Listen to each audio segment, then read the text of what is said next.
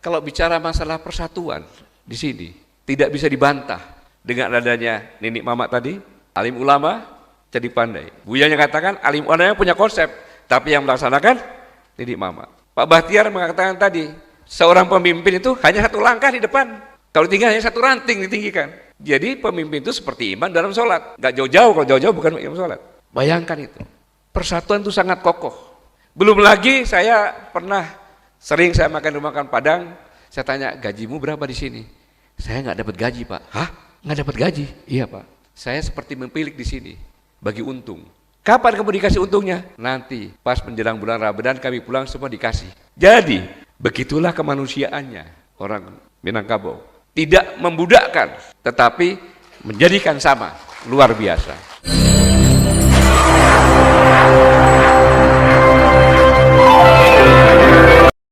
Bismillahirrahmanirrahim. Inna Allah wa malaikatahu yusalluna 'alan nabi. Ya ayyuhalladzina amanu sallu 'alaihi wa sallimu taslima. Assalamualaikum warahmatullahi wabarakatuh. Alhamdulillah wasyukurillah la haula wala quwata illa billah. Selamat datang Pak Sekjen. Saya lanjutkan yang saya muliakan, saya hormati karena ini adalah Seminar Nasional Kebangsaan Umat Islam Ketua MUI yang begitu mencerahkan kepada kita semuanya barusan. Yang saya hormati, saya banggakan, saya muliakan Bapak Gubernur, Bapak Wakil Gubernur, Pak Sekjen, dan Danlan Tamal, Forum Komunikasi Pimpinan di Daerah atau yang wakili semuanya, Pak Kapolda. Sebenarnya saya ingin ketemu dengan Pak Kapolda. Beliau adalah angkatan 92 yang menerima Andi Makayasa. Jadi Andi Makayasa itu dalam pendidikan yang fisiknya terbaik, intelektualnya terbaik, mentalnya terbaik. Itulah kehebatan Polri menempatkan Kapoldanya, orang yang mentalnya terbaik di pendidikan. Pak Danrem tidak bisa hadir karena menjelang serah terima, Kasremnya sedang di Medan yang mewakili. Wabil khusus para Buya, Mas Said, Pak Ustadz yang jauh-jauh dari Riau, dari Jambi, dari Bengkulu, luar biasa ada di sini. Dan seluruh hadirin sekalian, khususnya Nenek Mamak, ulama, kaum cerdik pandai, dan Bunda Kanduang, serta tentunya Dusana Kasadonnya. Saya di sini terus terang, Buya, agak gugup. Lihatnya gagah, lutut tuh gemeter gitu. Tadinya saya terima kasih Pak Wagub, saya diundang ke sini. Tadinya saya akan berangkat hanya berapa orang, tetapi saya tahu, maka saya bawa pasukan, beberapa profesor, doktor, baik putra maupun putri. Itu ada Profesor Ugus Nul dari UI, kemudian wanita internasional, bukan maksudnya apa? Yang dosen di Turki, Profesor Nur Hayati, ahli Komnas HAM ada di sini. Kemudian saya membawa intel saya, Pak Bosat sini, ahli IT. Termasuk juga saya harus dikawal oleh 3 mantan narapidana, pejuang-pejuang. Mereka saya katakan tidak malu karena mereka semuanya saudara-saudara saya di pemberani ini adalah narapidana politik seperti Bung Hatta, narapidana politik. Itu sekolah dan mereka tidak mau dikasihani, Justru mengatakan kepada saya, penjara saya ini indah. Anak istri saya masih bisa sekolah, anak-anaknya masih bisa makan, tetapi saudara-saudara saya yang di luar, yang seolah tidak di penjara, tapi dia sama tidak bisa apa-apa, tidak bisa makan dengan anak istrinya, rakyat yang kecil. Itulah yang mereka perjuangkan, luar biasa. Semuanya dipimpin oleh tokoh kita Pak Bahtiar, Pak Ketua. Saya kalau di samping Ibu harus panggil Ketua sama beliau. Pak Habib, ulama juga ada Pak, saya bawa, semuanya lengkap. Masih kurang kuat saya juga, saya bawa Datuk Fuad Basa, Mayor Jenderal Purnawirawan. Lengkap sudah sekarang, saya agak lumayan. Tetapi saya begitu terima undangan, saya semangat. Mengapa? Saya datang ke sini bukan untuk menceramai, salah sama sekali. Tapi di sini saya untuk belajar. Karena semua tokoh-tokoh bangsa ada di sini. Mulai dari kiri, Tan Malaka, Aidit dari Ranah Minang. Kalau proklamator, Bung Hatta dan segalanya enggak. Kanan juga ada di sini, jadi lengkap. Maka di sini adalah tempat saya belajar. Barusan saya mendapat pelajaran yang sangat luar biasa. Sangat luar biasa. Buya mengatakan bahwa tugas ulama, karena ulama adalah pewaris Rasulullah, sesuai dengan tadi surat Ibrahim nomor 1, mohon dikoreksi, dengan Al-Quran adalah mengangkat yang gelap kepada yang terang. Jadi bulan Rajab inilah kita bagaimana caranya melalui seminar ini mengangkat kegelapan yang ada di seluruh Indonesia ini menjadi terang. Dan selanjutnya persatuan yang Buya sampaikan itu adalah tidak lanjut terjadinya perang Bu'ats, di mana kafilah yang berperang tadi katakan Buya sudah kalah, bahkan mencari bantuan dari kabilah Yahudi untuk menjual politiknya, hartanya untuk menerima bantuan. Pada saat kritis, tadi Buya sampaikan, Rasulullah datang, kemudian menyampaikan, maka disitulah lahirnya Ansor, saudara. Jadikan saudara semuanya. Tetapi belum selesai di situ. Dasar Yahudi terus mempengaruhi semuanya dengan jorgan-jorgan permusuhan di kedua kafilah Madinah tadi.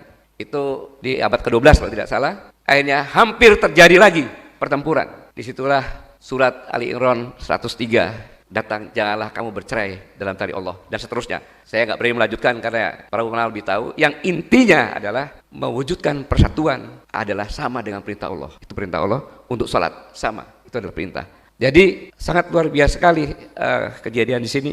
Dan kenapa saya tidak berani berbicara di sini? Karena memang sangat luar biasa. Bicara tentang Pancasila, ketuhanan yang Maha Esa. Di sini sudah final, sudah final. Ketika perjanjian, saya tahunya mangga itu apa? Para malam. Jadi semua adat-adat yang lama di sini yang bertentangan dengan aturan Islam disingkirkan. Ada dulu sabung ayam, mungkin di sini ada karena itu budaya Nusantara dulu. Ada judi, tarian karena memang dulu tidak pakai baju, hanya setengah, semuanya hilang. Jadi sudah final semuanya. Dan masalah ketuhanan hampir di seluruh Nusantara. Kalau kita ketemu di daerah-daerah ada makam-makam, itu banyak makam-makam ulama-ulama dari Minang sampai ke Filipina Selatan, Buya. Sampai ke Filipina Selatan. Bahkan satu-satunya orang yang di luar orang Arab yang menjadi imam di Masjidil Haram adalah Syekh Minangkabau dari sini. Jadi tidak usah diragukan. Kemanapun kita pergi pasti ada orang Minang, bukan hanya sedekah begadang tapi juga syiar agama dilakukan. Pancasila lebih Pancasilais. Orang Minang kalau masak beras dia ambil 1 gam. Dia taruh, disiapkan untuk sedekah. Di setiap depan rumah pasti ada tempat beras. Ya kalau bahasa saya bilang lumbung gitu, tempat beras. Di mana tempat beras itu kalau ada peri kemanusiaan itu sudah melebihi. Karena peri mayat pun diutamakan. Kalau ada mayat yang tidak bisa dimakamkan, boleh mengambil dari itu untuk biaya pemakaman. Sangat menghargai kaum wanita. Kalau ada wanita yang tidak menikah, tua, kesulitan, bisa diambil. Kalau rumah gadang rusak, bisa diambil. Bahkan kalau tokoh yang meninggal atau gangguan, bisa diambil. Masalah ekonomi, harusnya Indonesia itu kalau seandainya Bapak Muhammad Nasir masih ada, saya pikir kita tidak seperti sekarang ini. Seperti yang dikatakan tadi Pak Bahtiar, hutang kita banyak. Kemudian tanah kita, bahkan ada yang satu perusahaan memiliki tanah 1 juta hektar. Sehingga dari penelitian 1% orang kaya Indonesia itu seperti menguasai sekitar 49% penduduk Indonesia. Di Minang tidak mungkin terjadi karena ada tanah pusaku, di mana kaum wanita menjadi komisaris sekaligus manajemen yang mengontrol prianya untuk mengolah semuanya itu dan tidak boleh dijual. Paling-paling banter harus dengan diskusi yang kesepakatan bersama-sama dikasihkan di penggadaian. Biasanya orang Minang tidak pakai uang, tapi pakai emas, tidak pakai bunga. Tapi kebun itu, kebun pisang, sawah, silakan penggadaian ambil hasilnya. Dan kalau punya uang, dikembalikan lagi. Kalau ini terjadi, Masya Allah, nggak akan. Maka saya punya keyakinan bahwa benih-benih dari pembukaan Undang Dasar 1945, yaitu memprotek, melindungi segenap bangsa dan tumpah darah. Itu protek. Bangsa adalah orangnya, tumpah darah tempat orang tinggal untuk hidup. Kalau menggunakan falsafah ini, selesai masalahnya. Karena keadilan di sini berdasarkan kehadiran Islam. Muhammad Nasir mengatakan bahwa antara Islam dengan negara ibarat orang, jasad dan nyawa, tidak bisa dipisahkan. Tetapi Muhammad Nasir tidak mengatakan harus negara Islam, tapi harus bersama-sama dengan tujuan berkeadilan Islam. Muhammad Nasir yang mengatakan itu. Apalagi Bung Hatta. Bung Hatta masih umur 20-an, sudah di Belanda dituduh untuk bekerja sama dengan PKI 1926 dalam pledoinya nama Indonesia Versi itu mengatakan lebih baik Indonesia tenggelam ke dasar laut daripada harus dijajah oleh Belanda. Bung Hatta itu begitu kembali dihukum lagi lebih lama lagi di Belanda, itu 3 tahun sampai di sini 7 tahun, dibawa ke Digul, saya pernah ke Digul, namanya Tanah Merah, tempat malaria juga di sana. Kemudian di Banda Neira, kemudian terakhir di Sukabumi. Tapi ya itu, tetap produktif. Bahkan beliau sampai menjadi wakil presiden. Coba ingat-ingat, lihat sepatu Anda. Bung Hatta, kalau lihat dari pikirannya, beliau membuat ekonomi berdasarkan keadilan, yaitu koperasi, Bapak koperasi. Tetapi beliau punya mimpi ingin punya sepatu beli, tidak terbeli sampai akhir hayatnya. Muhammad Nasir belakangan menjadi pahlawan nasional. Tetapi kiprahnya yang saya katakan tadi sangat-sangat luar biasa. Harusnya banyak lagi tokoh-tokoh yang ada.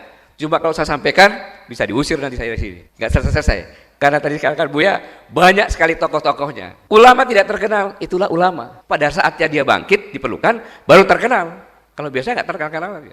Kemudian, kalau bicara masalah persatuan di sini, tidak bisa dibantah dengan adanya Nenek Mama tadi, alim ulama, jadi pandai. Buyanya katakan alim ulama punya konsep, tapi yang melaksanakan Nenek Mama. Pak Bahtiar mengatakan tadi, seorang pemimpin itu hanya satu langkah di depan. Kalau tinggal hanya satu ranting ditinggikan. Jadi pemimpin itu seperti imam dalam sholat. Gak jauh-jauh, kalau jauh-jauh bukan imam sholat. Bayangkan itu. Persatuan itu sangat kokoh. Belum lagi saya pernah sering saya makan Padang. Saya tanya, gajimu berapa di sini? Saya nggak dapat gaji, Pak. Hah? Nggak dapat gaji? Iya, Pak. Saya seperti mempilik di sini. Bagi untung. Kapan kamu dikasih untungnya? Nanti. Pas menjelang bulan Ramadan kami pulang semua dikasih. Jadi, begitulah kemanusiaannya orang Minangkabau. Tidak membudakkan, tetapi menjadikan sama, luar biasa. Selanjutnya, saya ingin mengingatkan kepada kita semuanya, situasi yang sekarang ini itu adalah berawal dari anugerah Allah Subhanahu wa taala. Orang luar melihat Indonesia itu adalah pulaunya cantik-cantik, besar, lautnya, Pak, ini Pak Wali Kota ini, saya bilang kepala suku saya, itu di Indonesia ini tempat ikan kawin. Jadi kalau kawin dia ke Indonesia, pulau manapun juga, laut manapun juga. Setelah saya kawin, dia beranak di tempat lain. Bayangkan, jadi ikan yang ada di seluruh lautan Indonesia ini adalah ikan yang besar-besar semuanya. Semua bentuk tambang apapun juga ada di wilayah Indonesia. Mau minyak, gas, nikel, emas, apalagi semuanya ada. Kemudian negara 9 terindah, penduduknya sangat ramah, budayanya beragam, persatuannya luar biasa. Jadi orang melihat ibarat gadis cantik. Maka sejak tahun 1289 kerajaan terkuat di dunia, Genghis Khan, mengutus utusannya Mengki ke Tuban untuk mengatakan bahwa Nusantara ini harus tunduk kepada Genghis Khan.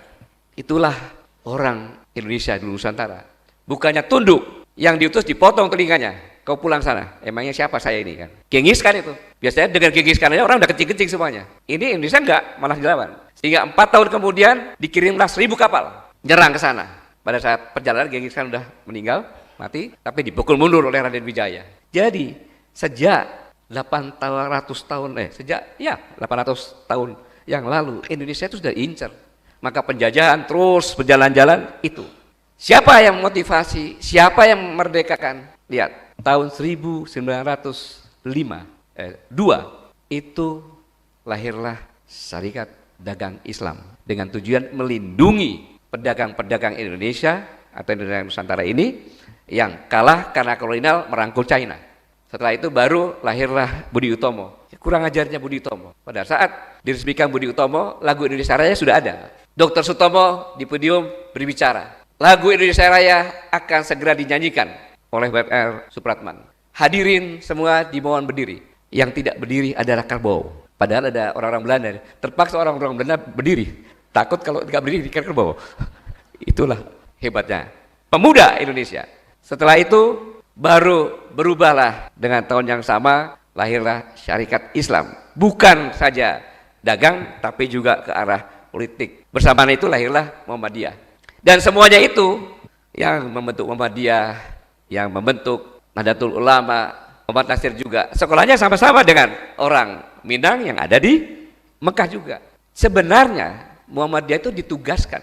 Namanya Darwis itu anaknya mengelola masjid di Kesultanan. Ibunya juga seorang yang hafiz saya dengar. Karena dia takwa pintar di sekolah sama Sri Sultan Hamengkubuwono VIII ke Mekah. Yang kedua lah ketemu dengan Kiai Hasyim Asy'ari, kemudian Kiai Daulun Krapia, kemudian berapa tokoh semuanya. Disitulah pulang kemudian ditugaskan untuk belajar di HIS, belajar mengajar. Setelah itu pulang, namamu kok Darwis, seperti Belanda, maka dirubahlah namanya. Dirubah namanya supaya tidak ke Belanda-Belandaan. Dirikanlah sekolah-sekolah 1912.